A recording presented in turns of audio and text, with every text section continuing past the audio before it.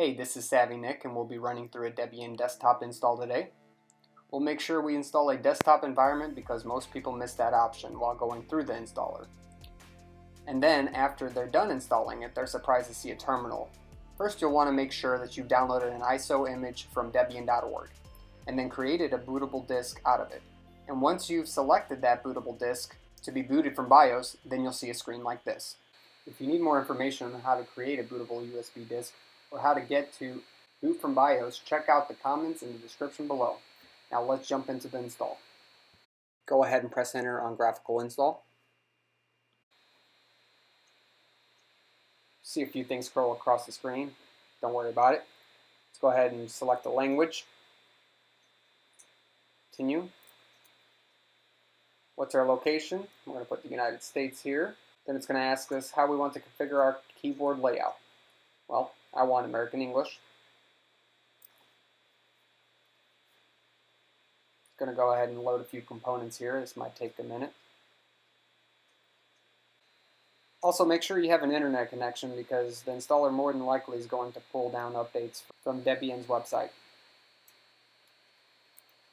We're going to go ahead and type in a host name. This is what the rest of the network is going to know you by. So I'm just going to put SavvyComp. Hit continue. We'll just keep this what it's defaulted to, local domain. And now it's going to ask you for the root password. We're going to go ahead and put something in. Root is very similar to like an administrator of the computer, so you want to make sure that this password is something challenging and not just password. Whoever has this password can make any kind of changes that they want to the system, giving them super access. We're going to go ahead and continue. Next, it's going to ask for a user that you want to create. So I'm going to create a new user called SavvyNik. We're going to hit continue. And on the last page, it was what name I was going to be known as, but now it wants an actual username. So I'm going to put SavvyNik again. It can be the same. And then it's going to ask me for a password for that user. What I'm going to put in this one is some unique password. And verify it. I'm going to go ahead and continue on. Now the installer is going to go through a couple things, and then it's going to ask you what time zone you live in. Today we're going to pick Eastern.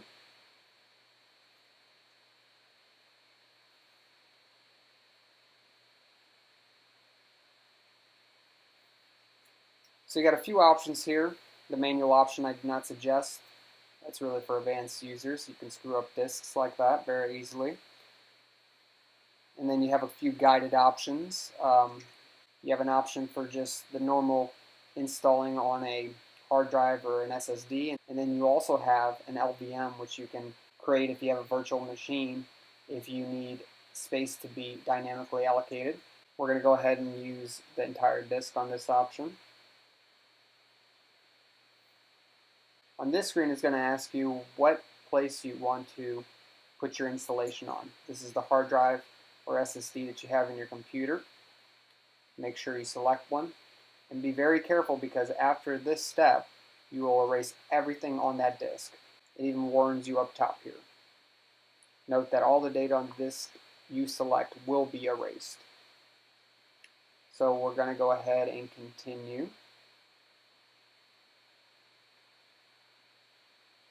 And then it's going to ask for a partitioning scheme. Since we're new users and it recommends us to go ahead and use all the files in one partition, let's just go ahead and pick that option.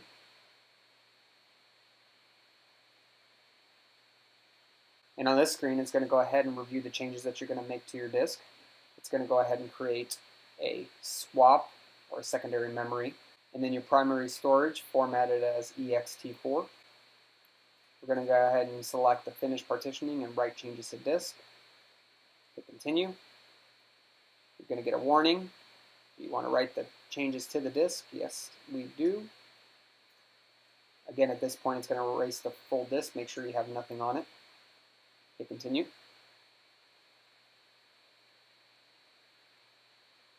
Now the install for the base system has begun.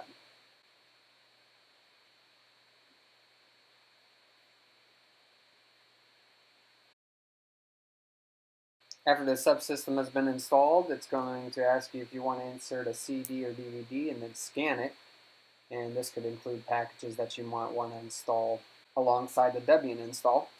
We have none, so we're going to select no and hit continue.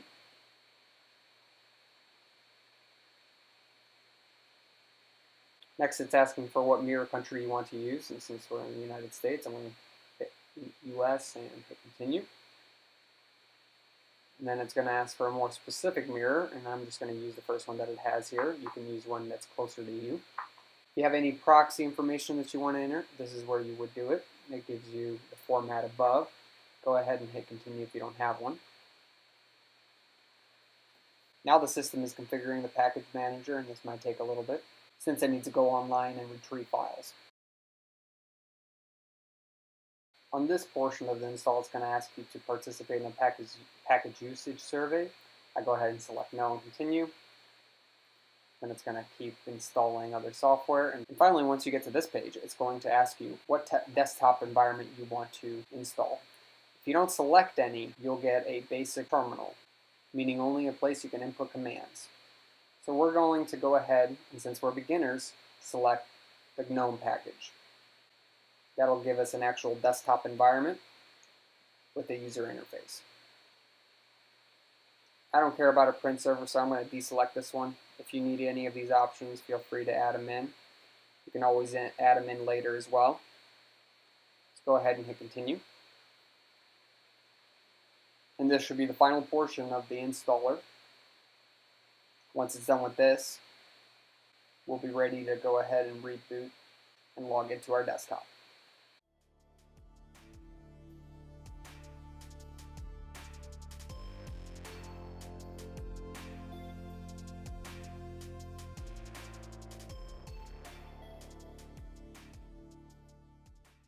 Now we're being asked to install the grub bootloader on our hard disk. We'll go ahead and select yes and hit continue, or else you will not get a bootable hard drive after the install.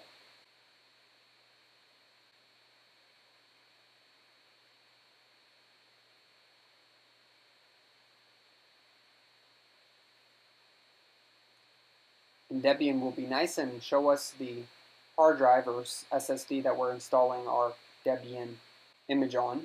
We're going to go ahead and select that SSD or hard drive and hit continue.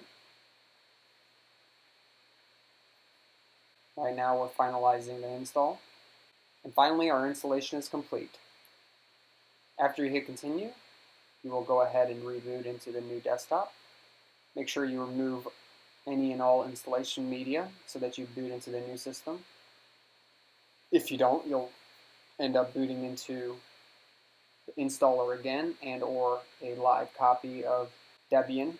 Hit continue and then your system will reboot.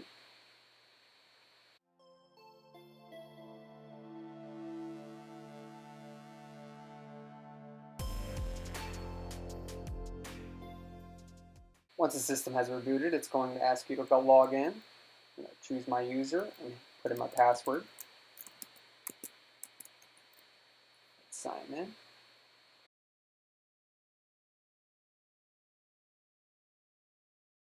And welcome to your new Debian desktop. If you want to select activities up in the left-hand corner, that'll bring up some of the pre-installed packages on your computer, such as Mozilla Firefox and LibreOffice. And you can also go to the App Center from here, as well as search for other things on the system. If you found this video helpful, let me know in the comments below. And please like and subscribe for future notifications and videos. Thanks for watching, and I'll catch you in my next video.